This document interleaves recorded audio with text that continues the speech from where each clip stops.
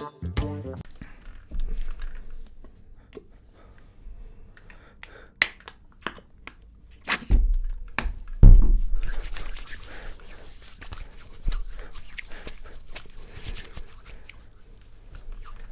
and welcome to episode 21, I believe, of the Talk is Cheap show. First of all, just want to say it's a great pleasure to be back hosting the show. Haven't been on the show now for 2 weeks. During that time, a lot of things have happened, man. It's been a tumultuous 2 weeks. First up, my dad has not been well, as a lot of you may know. Shout out to all the people who sent their best wishes to myself and Robbie and family. Really appreciate that. Thank you very much. So yeah, I was up in Manchester visiting my dad, and then on the way back I happened to get into a bit of a car accident, which is quite a bad accident actually. Suffered some whiplash and all the rest of it. So that was bad. And then of course the coronavirus crisis has taken hold. And it's really been a really bad time, not just for me, but of course for everybody. But we're here now, and I'm glad to be back hosting, man. Curtis, what about you? Well, you know, it's like an episode from a film, isn't it? I Am Legend, you know, just a man and his dog on the street. That's it, almost man. Apocalyptic, man. Yeah, but it's tough times, isn't it? It's very tough times, man. And we've got to be honest and say that at the moment, we're not over the worst of it yet. No. And you see what's going on in Italy right now, man. Yeah, it's bad. More deaths than China. Yeah. As of yesterday, I think they were saying on the news report that I saw that it was 500 deaths in one day, 24 hours. Yeah, it's terrible. Wow. So listen, people, keep yourselves safe out there. Wash your hands, get your hand gel. I mean, listen, man, I paid £10 for this. Wow. £2 for this one. And then all the people panic buying in the shops and all that type of stuff. Supermarkets, chaos right now, isn't it? Yeah, it's terrible, man. But we're going to try and find some good things to talk about. So stay with us. So for those of you who normally watch the show, you know we'll normally be reviewing Arsenal's last game as our first segment of the show. But of course, there are no games to review, preview, review, or anything else. So we thought we would generalise the discussion, making it a bit generic, but what we're going to do is just have a little look at the current situation with regards to football right now and what the prospects are, if any, for the immediate future. So Curtis, my man. Yeah, well... Tell us what we can expect. I mean, it's been strange with our Arsenal games. I'd do anything to watch like Burnley versus Brighton Super Sunday right now, you know. Wow. That's how desperate it is. But... yeah, obviously it's been suspended till April the 30th. I read an article. They had the meeting yesterday. And I read John Cross saying that they're trying to play their first games on May the 2nd and the 3rd. So I think first up, do you think that because there was some debate, and I did have some kind of empathy with the debate. It was being put forward by people like Karen Brady that the season should be null and void. What was your thoughts on that first of all? I mean, I understand where she's coming from. She's got a lot of stick about that. She did get. I think people felt like, you know, because West Ham are in a relegation zone, she wanted, or close to relegation, that she wanted to save them. But I think she made some pertinent points. She made good points. I mean, how long can you wait to finish the season? Yeah. That's the problem. I do think the season will be finished. I think they'll play the games behind closed doors. So do you think that there should be a commitment to finish the season? I think you have to have given all the problems that we're experiencing. I think you have to have a cut-off point, though. If you're going into like August, I think it's too late. But 9 games. If you play 2 games a week, you can probably finish that in 5 or 6 weeks. I think he'll put a bit of a dampener on Liverpool's title because there'll be no fans there, I would imagine. But yeah, I think there's a willingness from everyone to finish the season. Although I'm with you on that. I think that having considered the null and void debate and the arguments put forward and against it, I was kind of stuck in the middle a little bit. At first, when I heard the null and void, I was like, nah. Then I listened intently to what she was saying and people like her were saying. I thought, well, actually, they do have a point. But, you know, I came round to the point of view that it was probably a good idea to finish the season. Obviously, depending on how things turn out. I mean, if we get an Italy-type situation, God forbid, then it's going to be far more difficult. But, yeah, on balance, I think that's probably the right thing to do. It's how they would do it, though. I mean, so there's, 10 games left right now? Yeah. And they will be talking of playing perhaps 2 games a week, and those games being played behind closed doors, if there is such a thing as behind closed doors. But then there are problems with that, insofar as, okay, so you stop the fans from coming into the stadium, but as we've seen in other countries that have tried to do that, fans will turn up anyway outside the ground, and under less regulated circumstances could spread the virus more freely, more rapidly. I suppose that's not their problem, is it? It's down to personal choice. I mean, no, my point is, how do you enforce people staying away from the stadium? Well, you can't, it's very difficult. All they can control is what happens in the ground. Yeah. I mean, me personally, if I can't go inside the stadium, I wouldn't go to the ground. No, but we're talking. But some people fans, will. So it's a different category. But especially Liverpool fans, they're going to want to go to these games because they're on the cusp of achieving something that they haven't done for many, many years. So you can understand it a way that they're going to be very excited. Yeah, of course. You know, so puts a bit of a dampener on it for them. It does. Yeah. Arsenal fans, I think we're just happy to get rid of this season and wipe it away, man. It's been a shocker, hasn't it? You know what I mean? Well, I mean. In fact, it could actually rescue us because we were talking, weren't we, on the way in this morning? We were saying that from a purely selfish point of view, as Arsenal fans, if this season was to, you know, just be null and voided, we might even find ourselves in a situation we might be thinking, you know what, it's probably the best thing. We're in Europe. You know, we might actually finish in a European spot. If would that be such a bad thing, though? It's an argument a lot of people have. I mean, personally, I would still rather be in Europa League than out of Europe altogether. I know a lot of people say, you know, get out, you don't play on a Thursday, but I still think some players will want to play in Europe. And the fact is, it gives you that second option of qualifying. Yeah. Even though we've messed it up the last few years. Yeah, you know what? We were talking about this on the way in, and I'm mixed on this one, man, because we got the new manager in, and he's done a very reasonable job so far, and you can see that the intention is there, but without the burden of European football, and then playing our games on Thursday, Sunday, etc., do you not think that would give him more time to rebuild? Get rid of some of the dead wood, bring players in, work from week to week. Because let's face it, okay, European campaigns for us in recent years have not been that fruitful anyway. No. So there could almost be a case where you could argue that with no European football, for say just a season, that will give Arteta the time and space he needs to do a proper root and branch. No, you've got a good point there, but reorganisation and my only worry with that is, I mean, first of all, in the group stage, you don't really have to play your full strength team. No, you know, you barely see an Aubameyang throughout the whole group. It's a good opportunity to play young players as well. I mean, Martinelli and people like that, they've done really well in that competition. And I just think, are we good enough at the moment to say, do you know what, I'm confident we'll get a top 4 spot? I almost think we've got a better chance of winning the Europa League than finishing in the top 4 at the moment. But I get your point. People think, you know, have that space. You don't have to play 2 games a week. But I just think it's good to have that as a backup option, although we haven't taken advantage of it the last couple of years. Also, loss of revenue as well. That's less money. And you know, the Kroenkes don't like spending at the best of times, you know what I mean?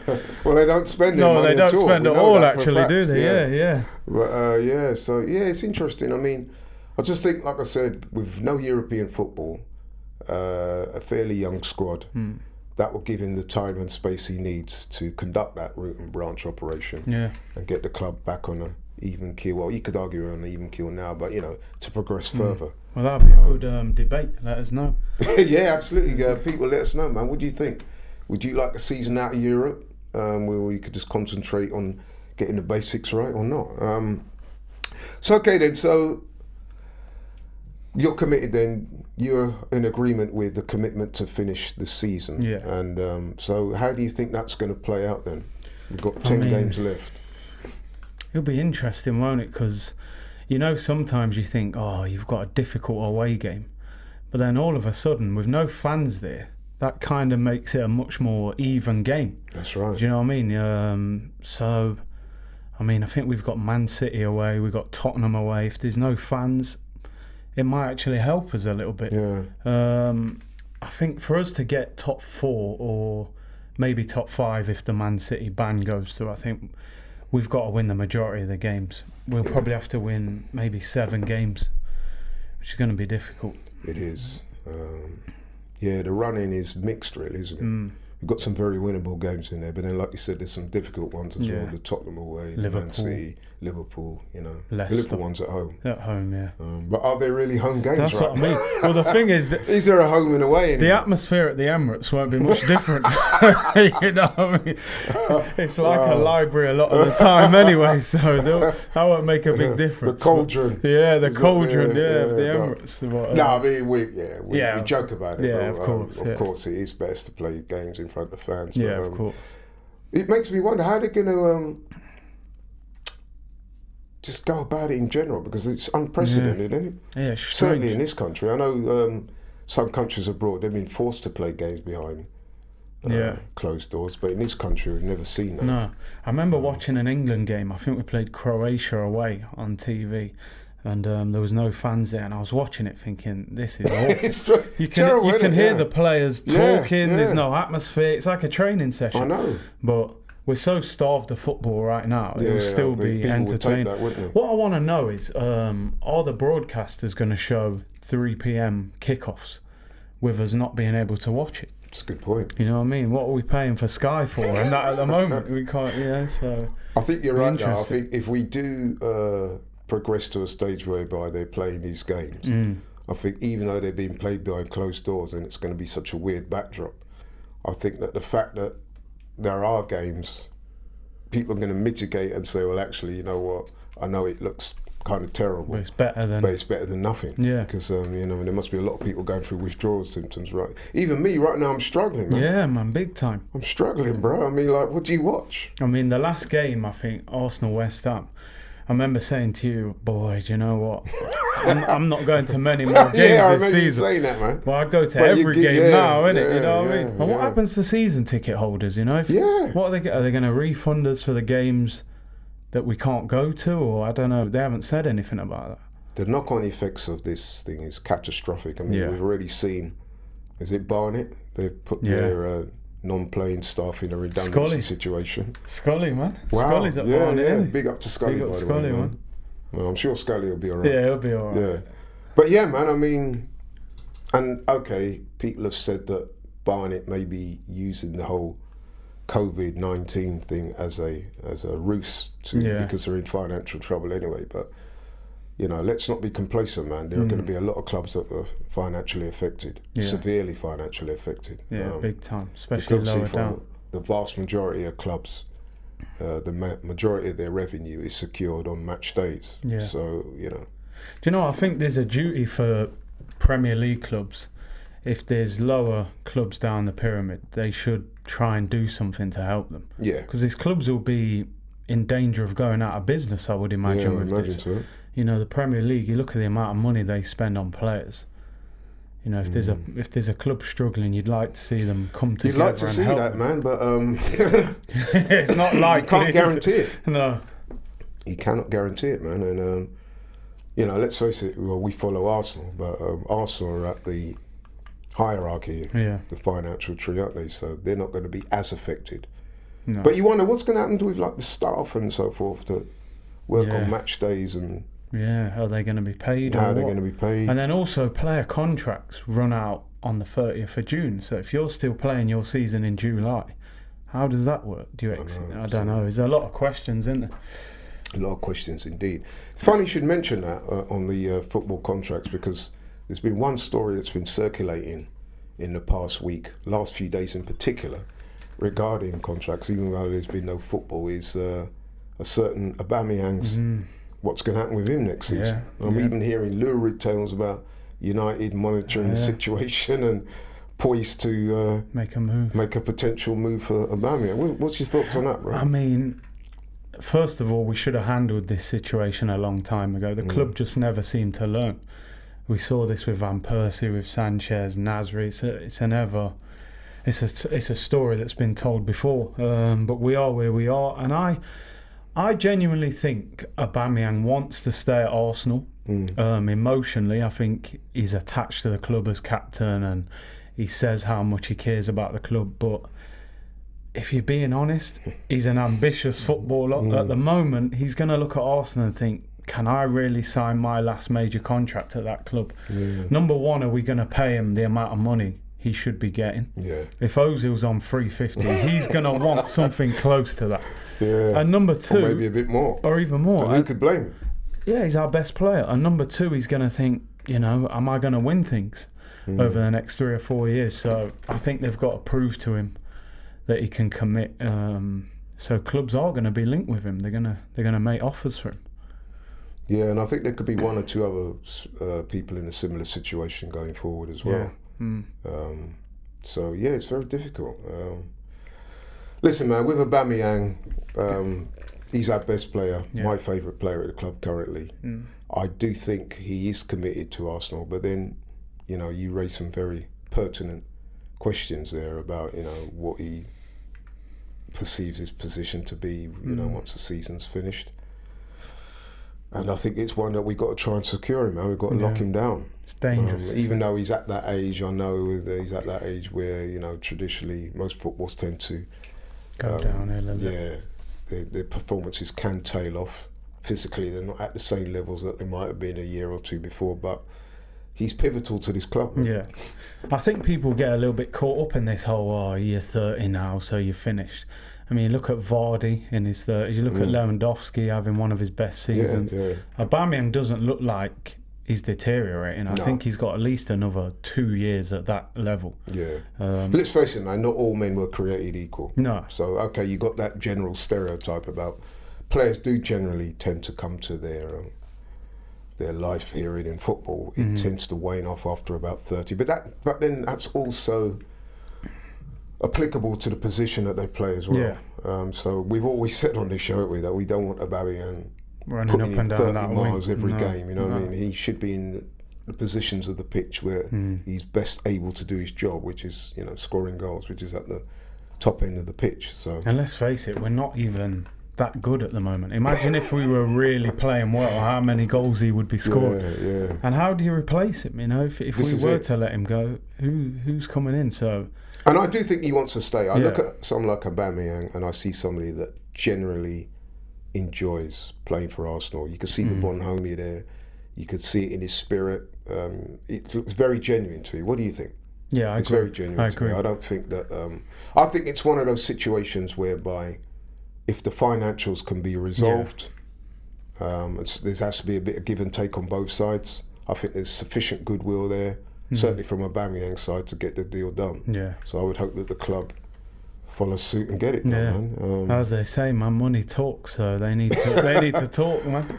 So just to chop it up, man, is there any other thoughts on the COVID-19 situation that got your attention? I mean, what else? It's just a crazy time, isn't it? It's just, indoors and just fill up the cupboards, man, and lock off. It's almost surreal, isn't it? It doesn't feel real, really. I mean, because you look at the situation, man, and you think, when are we going to get some football? Because, they had the meeting and they've postponed any thoughts of any games now until the end of April. End of April, yeah. So there is that commitment there, they say. But, again, you don't know how this situation is going to play out. And you think to yourself, by that point, is it going to be improving? They're saying that we're on the upward rise at the moment. So even in 4 or 5 weeks, if it's worse, what do they do again? They postpone it for another month, and then it's very difficult. I think it'll be hard to get these games played. I think it may go right into the middle of the summer. I do want to say, though, and I'm interested to learn your thoughts in terms of the way it's been handled nationally by the government. How do you think? I mean, we don't want to go into politics on the show, but it is applicable, people, because we're talking about sport, but obviously it's a microcosm of life itself. So how do you think that the government's handling it, and how do you think that relates in terms of how government handling it? We've seen football again. I mean, first of all, I'm not the biggest fan of Boris. Let's make that clear. Try not to be too political. But I try not to be too. But to be honest, I think he's handling it quite well. I know a lot of people are saying, you know, lock everything down, but I think you have to do what you can. You know, he's trying not to panic us too soon. He's progressively doing things at a slower rate. You know, the schools are closing, transport's being restricted. I think in general he's doing okay. There's a lot of pressure. I'm with you on that. I'm with you on that. Initially, I was a little bit concerned at some of the press conferences, the perceived lack of information. I must admit, when I saw him the first couple of times when he was doing his daily announcements, he came across as a man that almost looked a bit petrified. But then even that, we shouldn't be too down on him, because I think it's that fear of the unknown. Of course. We're at a time, and this is one of the main issues around the whole COVID-19 thing, is that you really don't know what you're up against. At this moment in speaking, there's been no vaccine. When there's talk about the virus mutating, and it's a worldwide global pandemic, so there is no precedent for this. This is a totally unprecedented situation. So I'm going to give him the benefit of the doubt and say, look, okay, initially I wasn't that impressed with him. But I must say, in recent days, I've been a bit more encouraged in the way he's handled it. And I think that he's trying to, how can I put it, sound a note of positivity, which I think is welcome at a time when there's been so much doom and gloom. I welcome that, because, okay, we have to be realistic. We have to take the necessary precautions and everything else. But if you strike too much of a downcast, somber mood, it just depresses the whole country. We're really depressed already. So yeah, man, I'm with you on that. I think he's picked up a bit. And I think that he's avoided this so-called call for the total lockdown that some people are. Which I don't think should be in that stage. I don't think so. No. I don't think so. I think he's trying to keep people positive. That's what I do like. And I welcome that, don't you? 100%. We're positive people, Life goes on, man. You've got to still keep it moving. How have you been coping, I'm still going to the gym. You know, until the gym closes, I'm in there. I mean, I've been going to my gym. And but what I've been doing is I've been going late. I tend to go late anyway. And boy, talk about social distancing, man. I'm probably one of about 4 or 5 people in there. And what the gyms have done, I go to 2 gyms for different reasons. But anyway, both gyms have taken a lot of the right precautions, I would say. They've limited the amount of people that can gain access to the gym at any one time. They've spaced out the equipment. Let's say, for example, you're on a treadmill machine. The next 2 or 3 will be immobilized, so that the nearest person to you, there's quite a bit of distance between you. They've also left out a lot of cleaning and sanitation materials and all that type of stuff. So they're taking the right precautions. They're being responsible. One of the issues that I do have, man, is the shops, man. The what's going on in the shops and stuff like that, with the panic buying and that. It's been crazy. Can't get no round pasta. My way. I mean, I actually had to make a complaint to my and I'm not a man that's given to complaining, but I had to make a complaint to the local manager of my Tesco's, man. I was like, yo, come on, bro. I mean, okay, human beings will be human beings. They're going to panic. They're going to do certain things that they shouldn't do. They're going to display selfishness. I get that. And it's very wrong, by the way. All those people are going out there and buying all the toilet roll and whatever. But having said that, the shops should have a certain degree of responsibility themselves to try and control that. Yeah. So I'm saying to them, look, you're allowing people to do this, but what contingencies are you putting in place to try and stop people from doing it?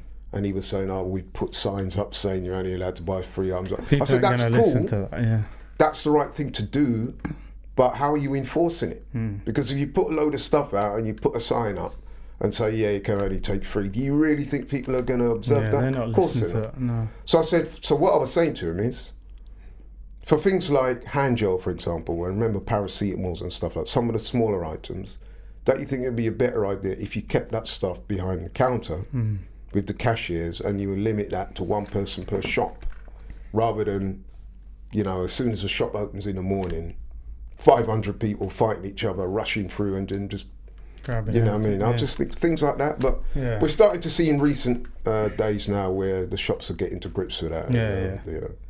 They're under a lot of pressure, aren't they, man? Yeah, they are. Hey, listen, man, I mean, I did give him a bit of a hard time, but I didn't like have a pop at him. I didn't raise my voice. Yeah. We was, you know, good conversation. He actually thanked me and said, look, he thought it was a good idea and he was going to raise it with his management team. So, you know, we just want people to be sensible. Yeah, that's it, man. Think about everyone else, innit, exactly. as well. So that's it, people. We've discussed the talk about, you know, whether we should finish the season. We both agree that we should finish the season. I think it's only fair, really, that we should do our very best to try and get some kind of football played and finish the season off. Okay, it's not going to be the same. Liverpool fans, you know, they'll be keen to get the season done. Yeah. And I think it's only right that the season should finish. They deserve to win it. So, and then all the not just the people who winning titles, the promotions, relegations, European places be resolved, and then we can hopefully move on to the next season in a far better shape. So people, let us know what you think, man. What do you think? Do you think that the season should be played? Do you think it should be null and voided? If it is played, are you a fan of, or you in agreement with stadiums being closed off to the public? What do you think about the issue of fans turning up outside of grounds? Do you think that's dangerous and should be controlled? If so, how would you like to see that done? There's so many questions, man, and let us know what you think. Thank you very much. Well, folks, that's all we got time for this week. Obviously, there wasn't any football matches to review or preview, so you know, you're all aware of the current situation, but we thank you for watching the show. We will be trying to put shows out in the forthcoming weeks, both to update you on the current situations and to discuss any topics of interest. So continue to let us have your comments on what we spoke today, and you could also let us know what you want to talk about in coming weeks. That might be something that you could do. So continue to support the show. We thank you very much for that. Like, share, subscribe. My boy Curtis, tell the people where they can find you in the meantime. Check out my channel, Curtis Shaw TV, still putting out lots of content. Also, I'm up for Best New Content Creator at the Football Content Awards, so any vote would be appreciated. Yeah, big up. So thanks for that, people. Don't forget to follow the government advice. Wash your hands, stay safe. If you develop any symptoms like persistent coughing, shortness of breath, high fever, take the necessary precautions. Okay, don't run down to your doctors because you probably won't be able to see anybody anyway, but just be watchful and be sensible. Thank you very much, and see you next week, my boy. Respect, man. You guys take care and be safe. The coronavirus has not just affected the world of football, but has affected everybody. But you know what? We can defeat it. There are some steps we can take. Number 1, always make sure you wash your hands thoroughly. Number 2, if you cough or sneeze, make sure you catch it in a tissue and dispose of it afterwards. And number 3, if you're displaying any of the symptoms, always make sure that you self-isolate.